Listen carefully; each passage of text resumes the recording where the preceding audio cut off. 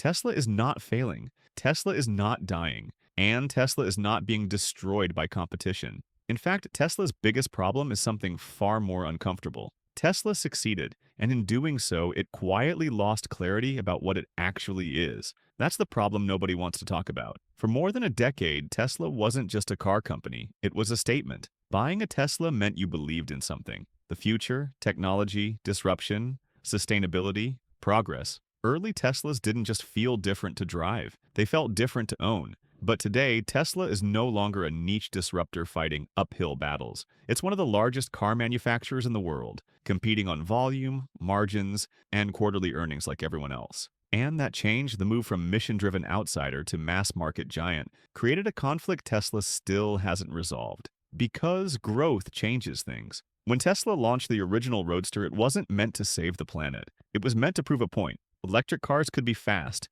they could be desirable, they could embarrass internal combustion engines. That philosophy carried into the Model S, a car that didn't just compete with luxury sedans but redefined expectations for safety, performance, and software-driven vehicles. Tesla wasn't chasing volume then. It was chasing legitimacy, and it worked. But legitimacy is a stepping stone, not a destination. Once Tesla proved electric cars could work, the goal changed. Suddenly, it wasn't about proving if Tesla could exist. It was about how big Tesla could become. This is where the story shifts. The Model 3 and Model Y were Tesla's masterstroke. They took everything Tesla had learned and packaged it for the masses. Affordable by comparison, simple, efficient, easy to sell at scale, and they worked extremely well. So while in fact that Tesla quietly crossed a line most brands don't realize exists until it's too late, Tesla stopped being a belief system and became an appliance. That's not an insult. Appliance brands make a lot of money. They're practical, they're reliable, they're everywhere, but they don't inspire the same way. And here's the uncomfortable truth. You cannot be a mass-market appliance brand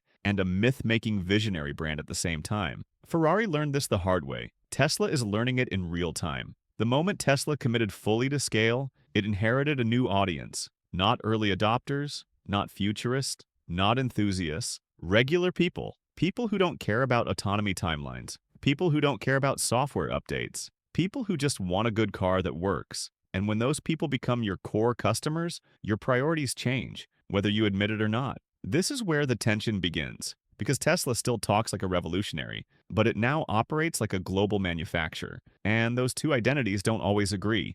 That tension is what leads to strange decisions, confusing messaging, and products that feel disconnected from the people they're supposedly built for. Products like the Cybertruck, not as a failure, but as a symptom. The Cybertruck did not come out of nowhere. That's the mistake most people make when talking about it. They treat it like a random Elon Musk side quest, a bizarre detour, or a marketing stunt that somehow escaped into production. But the Cybertruck is not an anomaly. It's a signal, a very loud one. And to understand why it exists, you have to understand what happens to companies when growth stops being a means to an end and becomes the end itself. For most of Tesla's early life, growth was aligned with its mission.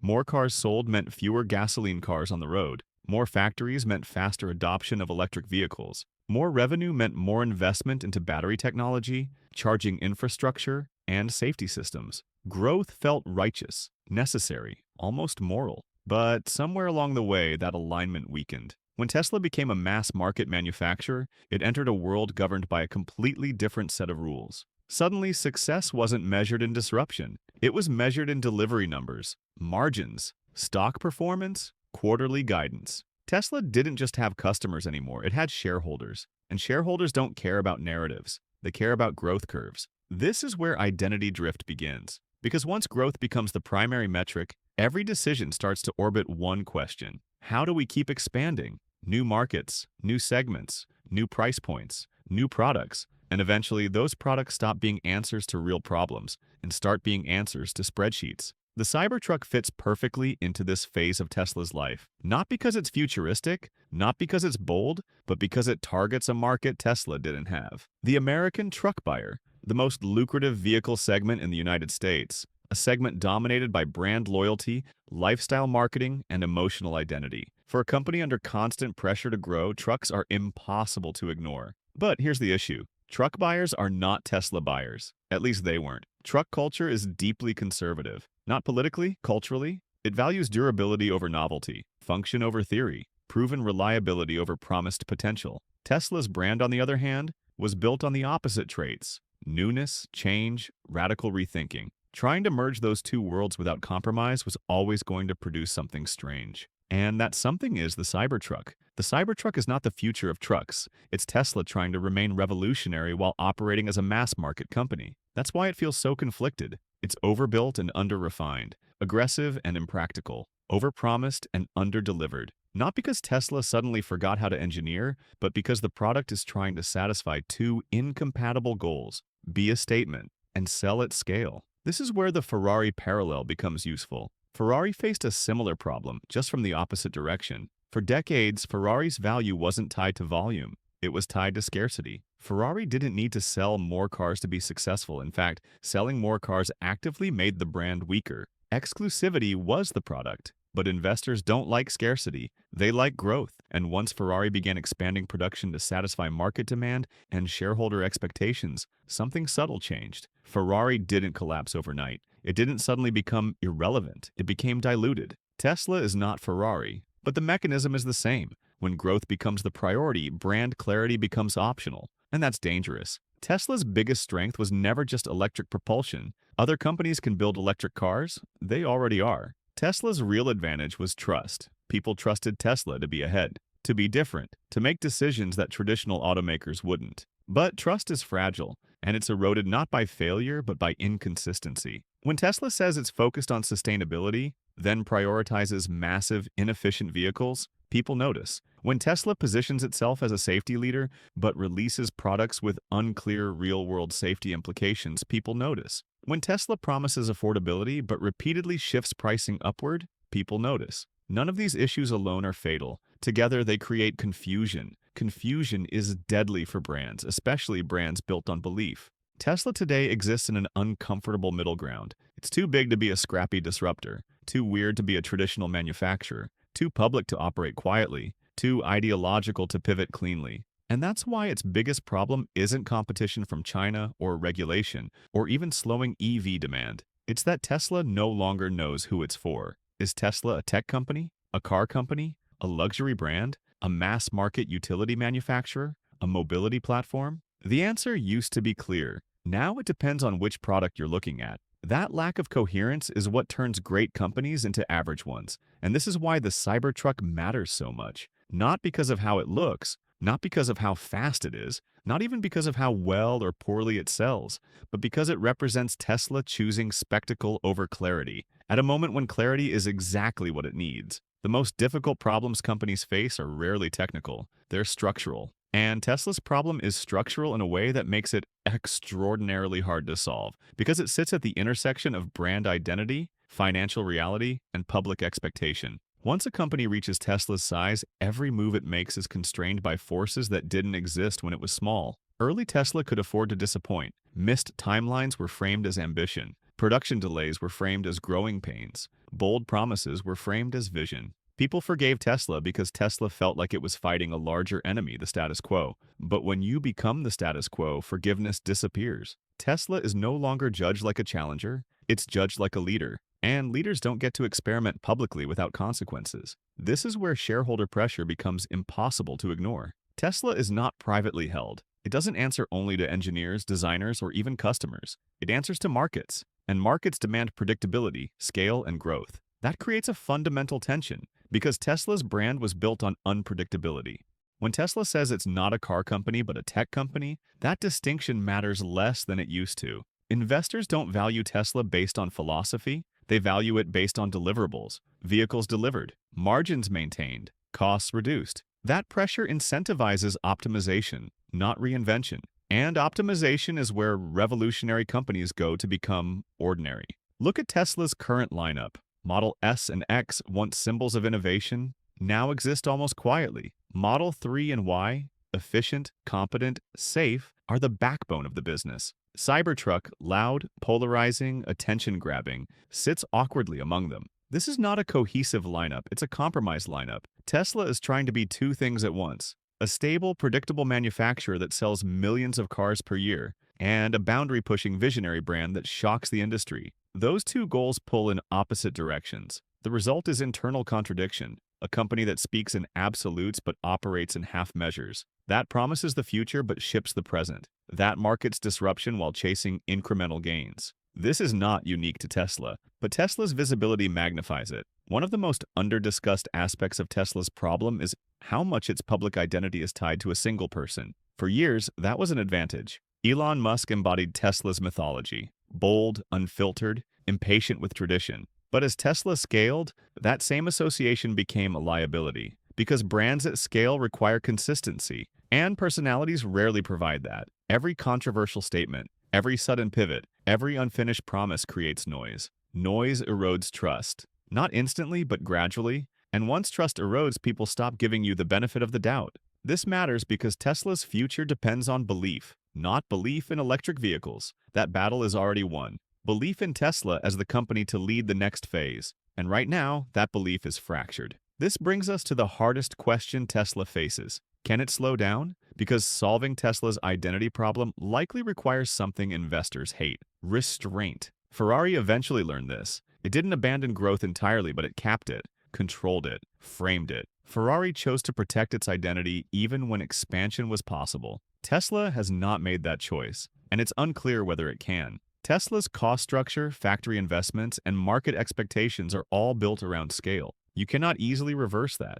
You cannot simply decide to be smaller but purer when millions of units are baked into your future projections. This is the trap. Tesla must keep growing. But growth is what's pulling it away from what made it special. That's the paradox. So what happens next? There are only a few realistic paths forward. None are perfect. The first path is normalization. Tesla becomes what every other successful automaker eventually becomes: a large, competent, slightly boring manufacturer. Its cars are safe, reliable, well-priced, but no longer magical. This is not failure, but it is the end of Tesla as a cultural force. The second path is fragmentation. Tesla continues to experiment wildly. New products, new promises, new directions, without resolving its identity. This keeps attention high but coherence low. It's exciting in the short term, exhausting in the long term. Brands rarely survive this phase intact. The third path is the most dangerous. Tesla doubles down on spectacle, bigger claims, more radical products, more narrative control. This keeps belief alive, but at the cost of credibility. And credibility, once lost, is almost impossible to regain. Which path Tesla takes will determine whether it remains a defining company of this era, or simply another chapter in automotive history. Not a failure, but a cautionary tale. Because the greatest risk Tesla faces is not being overtaken. It's becoming ordinary while still pretending to be exceptional. At this point, it's tempting to frame Tesla's situation as inevitable. Big companies lose their edge. Growth dulls sharp ideas. Innovation slows as scale increases. History is full of examples, but Tesla's story isn't finished yet.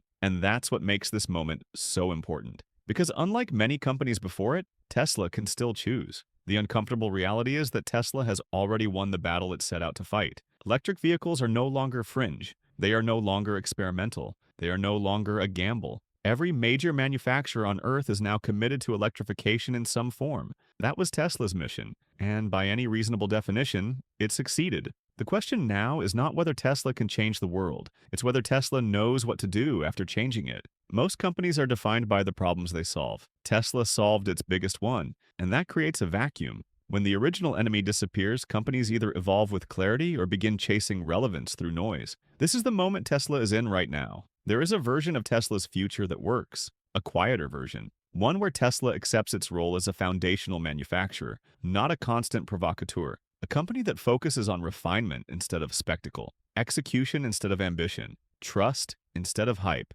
That version of Tesla would not dominate headlines, but it would endure. There is also a version that doesn't. A version where Tesla continues trying to be everything at once. The mass market leader, the luxury innovator, the tech disruptor, the cultural icon. That version eventually fractures under its own contradictions. Not because Tesla can't build cars, but because no brand can sustain that many identities forever. What makes this problem so difficult is that Tesla's success trained everyone, investors, fans, critics, to expect the extraordinary. Ordinary excellence no longer feels like enough, but extraordinary promises come with extraordinary consequences when they fail to materialize. This is why the Cybertruck matters beyond its sales numbers. It represents a fork in the road. One path leads toward clarity, the other toward spectacle. And Tesla hasn't clearly chosen yet. Ferrari eventually understood that its power came not from growth, but from restraint. Toyota understood that dominance comes from consistency, not drama. Even Apple, often compared to Tesla,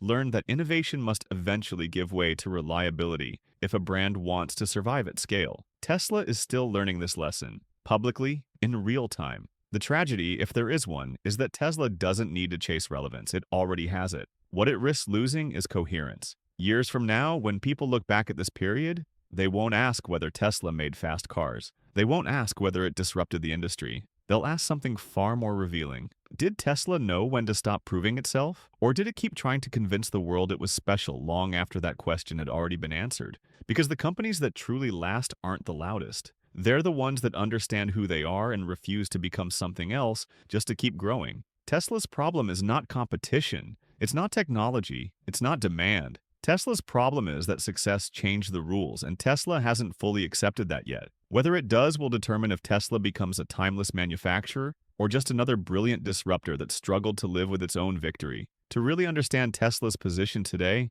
it helps to step back even further, beyond electric vehicles, beyond Elon Musk, and even beyond the modern car industry. Because Tesla is not the first company to reach this moment. It's just the latest. Every transformative manufacturer eventually faces the same test. The test isn't whether they can disrupt an industry. It's whether they can survive after they've done it. In the early 20th century, Ford faced this problem. The Model T didn't just change transportation, it reshaped society. Ford didn't invent the automobile, but it made it unavoidable. Sound familiar? At its peak, Ford wasn't just a car company. It was a symbol of modernity, efficiency, and American progress. But once cars became normal, Ford had to answer a new question. What comes after revolution? Ford's answer was scale. More factories, more models, more markets. And for a time, it worked. But scale also created distance. Distance between the company and the people who once believed in it. Ford became powerful. It also became predictable. And predictable companies don't inspire devotion. They inspire comparison. General Motors learned a different lesson. GM didn't try to be one brand. It tried to be many. Chevrolet for the masses, Pontiac for excitement, Buick for comfort, Cadillac for status. This gave GM dominance, but not clarity. When crisis came, there was no single identity to protect, only volume to defend. We all know how that ended. Tesla sits somewhere between these two paths. It hasn't committed to being boring and dependable like Ford eventually did, but it also hasn't cleanly segmented itself the way GM attempted to. Instead, Tesla has tried to remain singular. One brand, one voice, one vision, while operating at global scale. That's incredibly difficult, possibly impossible. This is where the tech company analogy finally breaks down. Technology companies can reinvent themselves quickly. Cars cannot. Software can be patched overnight. Vehicles live on the road for decades. That means decisions Tesla makes today will define its reputation for years, long after the hype cycle moves on. When early adopters bought Teslas, they weren't just buying transportation. They were buying into a future. But mass adoption doesn't work that way. Most people don't want to participate in a vision. They want reliability, familiarity, and peace of mind. That shift in audience changes everything. Tesla's greatest challenge isn't building better batteries or faster motors. It's reconciling two incompatible expectations. Early believers still want Tesla to feel special. New customers just want it to work. Trying to satisfy both groups with one brand, one message, and one product strategy creates friction. That friction is what we're seeing now. This is also why nostalgia is beginning to creep into Tesla discourse. People talk about early Tesla the way they talk about early Apple or old BMW. That's a warning sign. Nostalgia means the magic is already being remembered, not experienced. None of this guarantees Tesla's downfall. In fact, Tesla could remain extremely successful financially for decades. But success and significance are not the same thing. A company can sell millions of cars and still lose the thing that made it matter. The uncomfortable truth is that Tesla may have already peaked as a cultural force, even if it hasn't peaked as a manufacturer. And that's okay. Most companies would kill for that outcome. But it does mean the story has changed. Tesla no longer represents the future of cars. It represents the present, and the present is always less exciting than the future we imagined. What happens next will depend on whether Tesla can accept that role with humility or continue chasing a version of itself that no longer exists. Because the greatest danger to disruptive companies isn't being replaced, it's being haunted by their own past. Tesla changed the world. Now it has to decide whether it wants to live in it.